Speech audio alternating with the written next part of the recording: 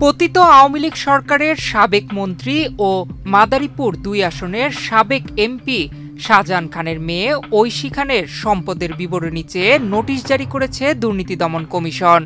১০ জুলাই বৃহস্পতিবার ঐশী খানের মাদারীপুর শহরের বাসায় গিয়ে নোটিশটি প্রদান করতে গেলে কাউকে না পেয়ে বাসার প্রধান দরজায় তা ঝুলিয়ে দেয় দুদক। দুদকের সহকারী পরিচালক তারুজ্জামান জানান, ঐশী খানের বিরুদ্ধে সম্পদের তথ্য গোপন ও অবৈধ সম্পদ অর্জনের অভিযোগ তদন্তাধীন রয়েছে।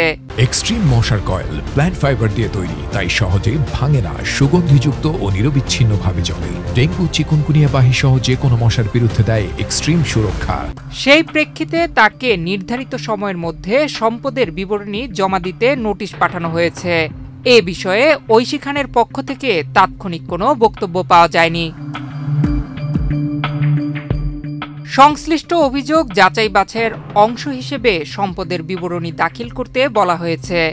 নির্ধারিত সময়ের মধ্যে তথ্য না দিলে দুদক আইনে পরবর্তী আইনগত ব্যবস্থা নেওয়া হবে বলেও জানায় দুদক।